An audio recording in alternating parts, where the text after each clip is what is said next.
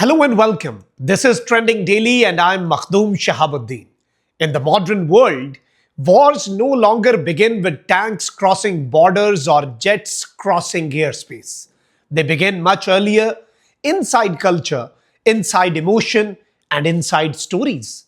Before violence becomes physical, it becomes psychological. Before it becomes a missile, it becomes a feeling.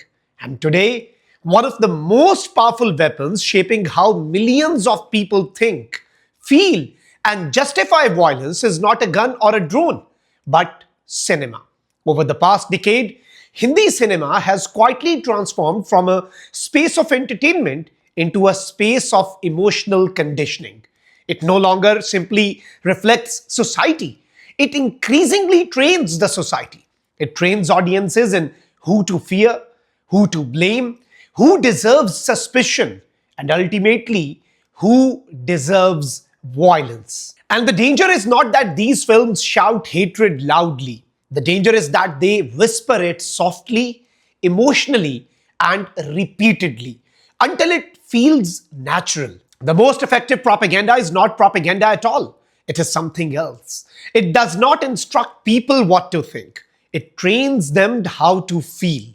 Post 2014 Hindi cinema has mastered this art. Films no longer demand that audiences hate Muslims, Kashmiris, or Pakistanis. They simply teach audiences to feel injured by them, threatened by them, and morally justified against them. This emotional training creates a condition where violence no longer feels like aggression, but like correction. Many of these films operate through a subtle structure of humiliation and restoration. The central figure is often the upper caste Hindu male presented as historically defeated, mocked, restrained, dishonored, or humiliated. This humiliation is not presented as social or economic, but civilizational. The body of the Hindu man becomes the body of the nation. His injury becomes India's injury. His anger becomes India's anger. Films like Chhawa repeat scenes of Hindu male humiliation, mutilation, capture, and mockery, not to inform history, but to emotionally collapse time. The past is made to feel present. Historical defeats are made to feel like contemporary wounds. The viewer is trained to experience history not as knowledge, but as injury. And when injury is felt, retaliation becomes psychologically available. Padmavat performs a similar function through sexualization. Muslim male characters are framed as hypersexual predators, while Hindu women are framed as symbols of civilization, purity, and honor. Violence against the Muslim other is then framed not as cruelty but as protection, restoration, or moral necessity. Revenge becomes virtue. Aggression becomes defense. Article 370 trains audiences in bureaucratic violence. Kashmir is presented as a zone where rights are suspended, where surveillance is normal, and where killing is procedural rather than tragic. Violence becomes clean, efficient, and administrative. The audience is trained not to feel horror, but reassurance. Dhurandhar collapses fiction and reality by inserting real footage of attacks into fictional narratives, blurring the boundary between cinema and news, between story and the world. The internal enemy becomes identifiable. Suspicion becomes civic duty. Surveillance becomes patriotism. And through all of this, Muslims are framed as repositories of historical guilt, perpetual suspects, and internal threats. Pakistan is framed as the external embodiment of that threat. Pakistani characters are not just enemies, they are moral opposites. They do not simply oppose India, they rejoice in Indian pain. This creates a closed emotional circuit where anger feels righteous, where hatred feels defensive, and where violence feels overdue. This is how cinema becomes a tool of violence. It does not command attacks. It does not coordinate mobs. It simply increases the probability that unaffiliated individuals will feel morally permitted to commit violence. It floods society with cues that lower inhibition, normalize aggression, and reward hostility emotionally.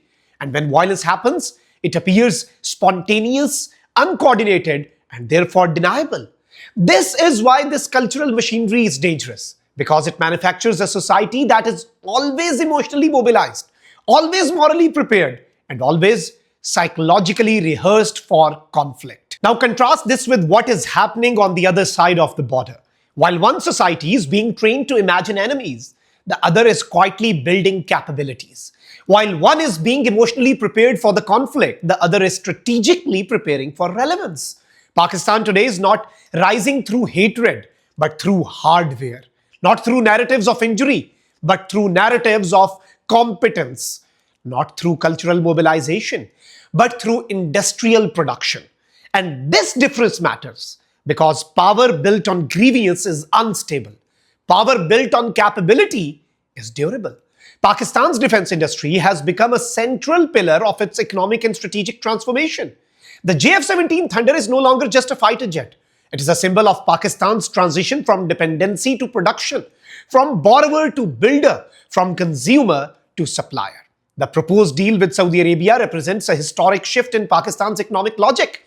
By converting around $2 billion of Saudi loans into a purchase of JF-17 jets, Pakistan is effectively repaying debt not with borrowed money, but with domestic industrial output. This is fiscal sovereignty in practice. It means Pakistan reduces debt without draining reserves. It means Pakistan sustains high-tech manufacturing jobs. It means Pakistan earns hard currency. And it means Pakistan escapes the psychological trap of permanent financial dependence. At the same time, this deal carries enormous military and diplomatic weight. Saudi Arabia is not a symbolic buyer. It is one of the world's most sophisticated military actors. Its adoption of JF-17 functions as a global seal of approval. It tells other states that this aircraft is not only affordable but credible and reliable. This transforms Pakistan's defense exports from marginal to mainstream. It also operationalizes the Mutual Defense Pact signed between Pakistan and Saudi Arabia in 2025.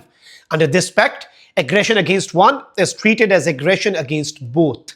This creates a deterrence structure that forces any adversary to consider not just Pakistan's response, but Saudi Arabia's diplomatic, economic, and political weight as well. Ladies and gentlemen, Pakistan moves from being a client state to a security partner. This is a quiet but profound shift in status. While Hindi cinema trains citizens to feel threatened by Pakistan, Pakistan is becoming structurally valuable to powerful states. While one side is emotionally preparing for war, the other is economically building deterrence. And that is why Pakistan's rise is not theatrical. It is infrastructural. Pakistan is not trying to dominate the narrative. It is trying to dominate the supply chain. It is not trying to control emotions. It is trying to control production. It is not trying to mobilize resentment. It is trying to mobilize competence. This is the difference between performative nationalism and functional power. Hindi cinema may create anger, but anger does not build industries. Hindi cinema may normalize violence, but violence does not generate foreign exchange. Hindi cinema may train citizens to feel strong, but feelings do not create jets, radar systems, or supply chains. Pakistan's strength is emerging not from how it feels, but from what it builds. And that is why, despite the constant target of cinematic hostility, Pakistan is rising in ways that cannot be edited out, cut from scenes, or reframed by music. It is rising in factories, in hangars, in export contracts, in training pipelines, in strategic partnerships, and in balance sheets. It is rising quietly, structurally, and irreversibly. And this is what ultimately matters. Because narratives shape emotions, but capabilities shape reality. Cinema can prepare a society for violence, but only production prepares a society for power. And in this contrast lies the future of the region. One side is training its people to feel injured. The other is training its people to build. One side is rehearsing war emotionally. The other is preventing war structurally. One side is consuming stories of enemies, and the other is producing tools of relevance. History does not belong to those who feel the most. It belongs to those who build the most. And that is where Pakistan is going. Not louder, not angrier, but stronger. This is Makhdoom Shah signing off. See you in the next episode.